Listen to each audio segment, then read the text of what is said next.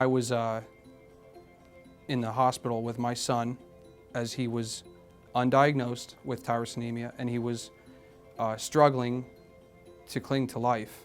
He was 12 weeks old, and New Jersey did not do a proper newborn screening test on my son. They tested for elevated levels of tyrosine, which he did not have as a newborn, as most newborns do not have. You have to test for acetone. Had they done that, my child never would have had the problems he has, and unfortunately, I don't know that I'd be here today. So anyway, he was struggling to life. We were at Jersey Shore Medical Center, and we were waiting for a transfer to CHOP, Children's Hospital of Philadelphia. And while we were waiting for that transfer, I had a moment where I was alone with my son. And the doctors had told us there that, he had less than 48 hours to live. If we didn't figure out what was wrong with him, they didn't know tyrosinemia, they didn't know anything, they just knew he was really sick. And they said, if we don't figure out what's wrong with him, he doesn't have 48 hours to live. So we got to get you out of here, and we got to get you to CHOP now. I called my father and I said, what did I do? What could I possibly have done to deserve to have a sick child? I said, I'm referring to God.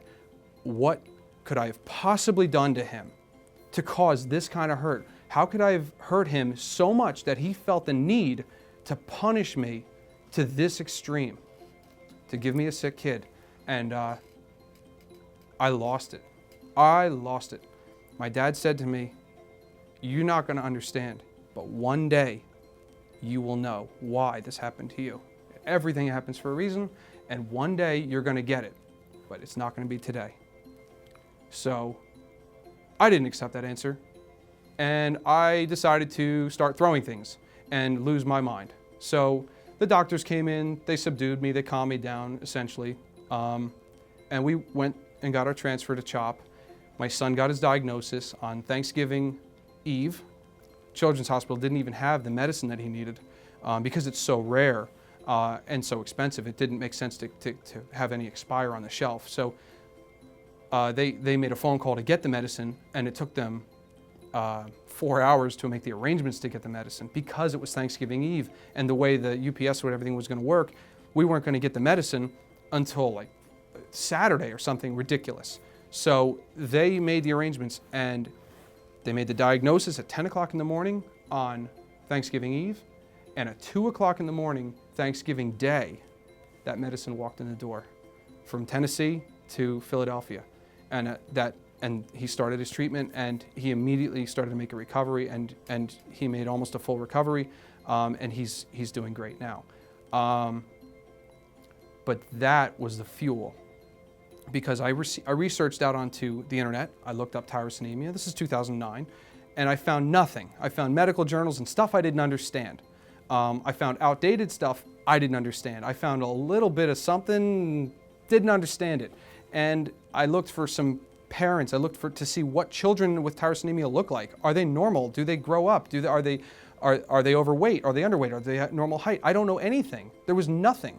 So we finally found a family out of North Carolina that had a child, and they had a website set up. And he was in his teens, early teens. We made a phone call. We reached out to them. They were happy to talk to us. And they told us about NORD, and they told us about the different programs that were available and this and that. And we immediately started networking, and then they knew another family, and then we had 3 or 4 families set up. And so we decided to make a Facebook page, like a group, a closed group that families with tyrosinemia could talk in. So we did. And the next thing you know, some other family from Massachusetts says, hey, we've got a child with tyrosinemia, can we join your group? Absolutely. And somebody else from Texas, we've got a child with tyrosinemia, can we join your group? Sure. Fast forward a couple years, we've got 30 kids, something like that. We've got a couple hundred members.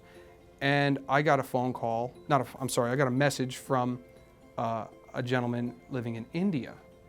And he says to me, I have twins with tyrosinemia, and I need the medicine, and I can't get the medicine. I can't get it into India. So I said, well, I'd love to help you, but what can I do? And he said, if you don't help me, my children will die. And so I said, well, I'm going to help. I don't know how I'm going to help, but I'm going to figure something out.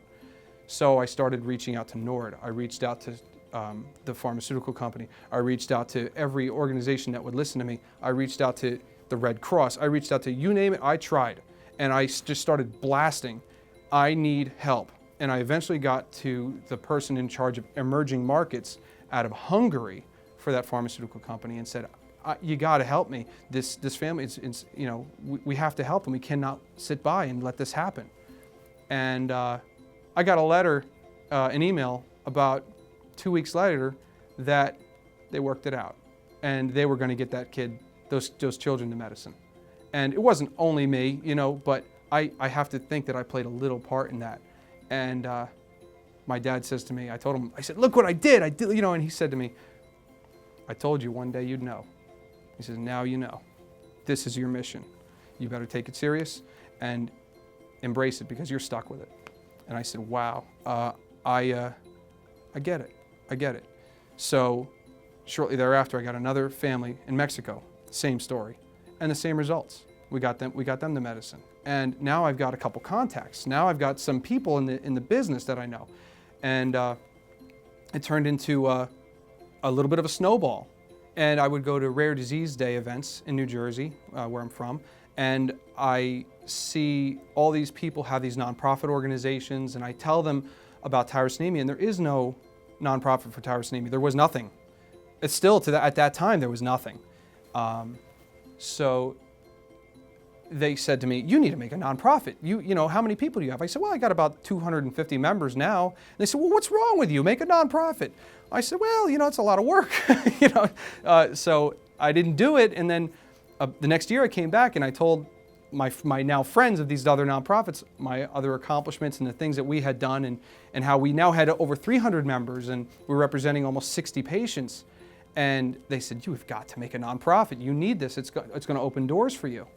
So I said, all right. So I got up on the podium at Rare Disease Day at the State House in Trenton, and I announced that through the encouragement of those people there, that I was going to convert my little group into a nonprofit organization, and we were going to start taking this seriously.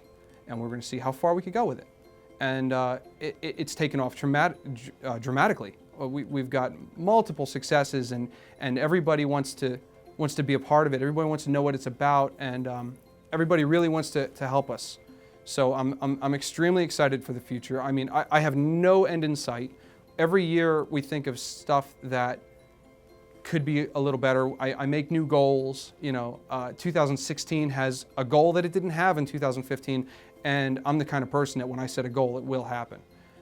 Our goal for the end of 2016 is that every state in the union tests on the newborn screening for tyrosinemia using succinylacetone as the primary marker. That is non-negotiable. It is federally mandated. It is what it has to be.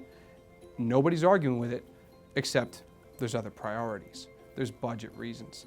This, that. I don't want to hear any of it. By the end of 2016, every state will do that. You have my word. So currently, there are 42 states that do it properly and 8 states that are not doing it properly for one reason or another. Of those 8 states, I have been assured that by the end of 2016, about 4 or 5 of them will be in compliance. We just don't know when, and we don't have any blanket promises. But there are 3 states still that just test for tyrosine.